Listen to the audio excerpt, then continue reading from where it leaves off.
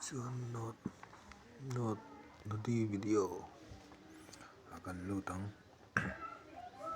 application hi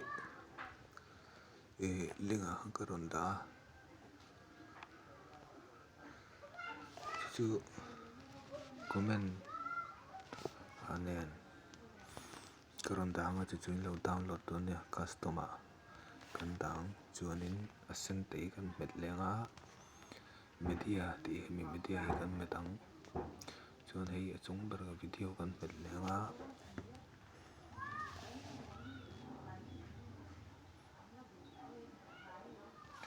chuan mi chin mi kha kan download kha kan metang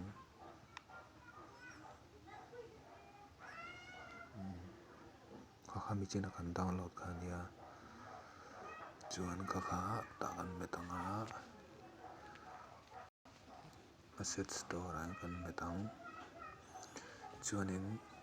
close scan zoka hian dul kan dang kan metanga chuanin hetlai kilami kha hemi kilami hi color thlakna ni chuan tikhan kan du rawng kha khei yang kan ti viranga kan thlanga chuan hei he ta kan penga kan play china tikhan ron heng chei mi ni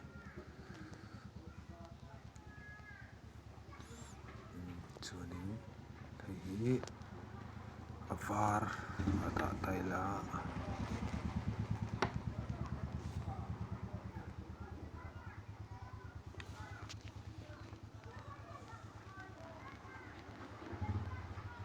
tikhan avar ani leni chuan kha kan delete anga chuanin pakhat le hetami close scan po hi var ve thoni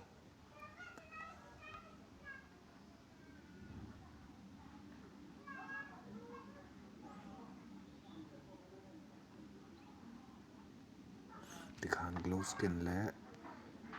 pakhat zok khai du hmang thei ni chuan hei color thlak na kha du hetian tikhanin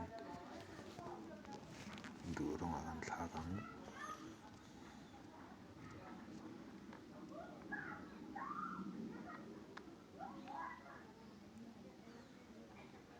tikhanin chuanin kai chu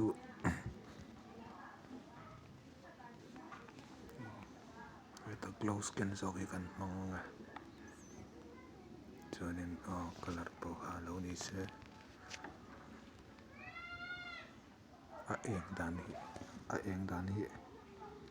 anal zok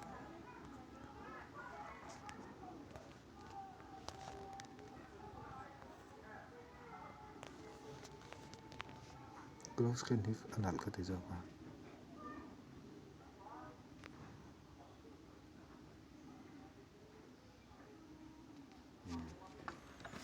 tikhanin nuni chuanin hetami hnui mi hei kan metanga chuan hetami hi export na tikhan kan export to ni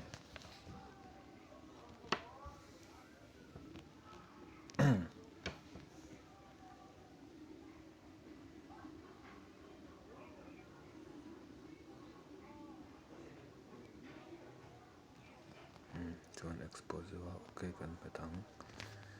chuanin chuak lenga alert motion kan lut lenga chuan thlak hi he ta chung an sun chho denga chuan hei tikhanin chuanin mi china mi chia kan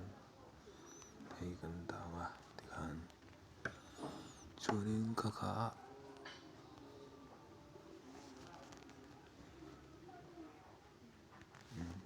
hei kan metanga blending and opacity kan metanga light ten hian kan lutang light ten chuan liner dog ka hian kan metanga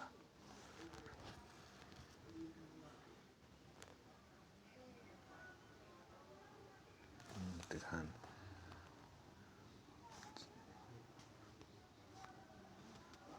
lian deuh sak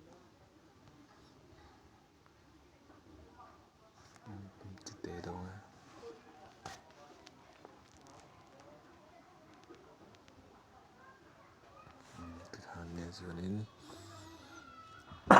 a thlalak hi kan ti chiang a thlalak ti chen hi chuanin effect ah kan lut anga effect ah kan lut leang chuanin distortion wapa tiles kan hmet anga chuanin standard setting ah chuan a hnuai ber mirror hi kan on ang chuan kan biak lenga effect ah kan lut ang chuan move and transform ah hian swing standard setting ah kan lut le chuan swing ah hian kan hmet anga frequency hi som thum vela tawk vel chiah chuanin angle 1 hi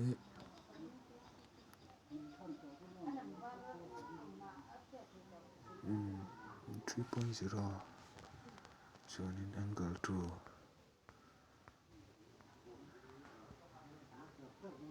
3.0 khan tawk vel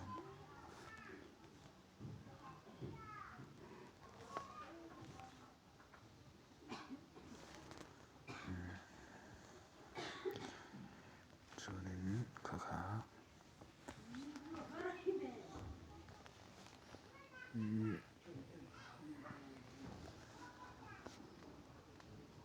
heta overlay kan dah lenga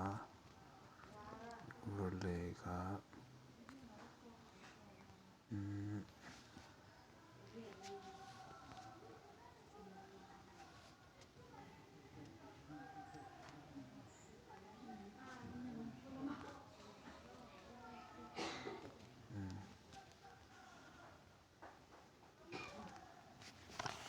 hi tami kan hmet anga kan fill screen ah chuanin tami kan hmet lenga light te na liner dawk pawh hi kan hmet lenga chuan tikhan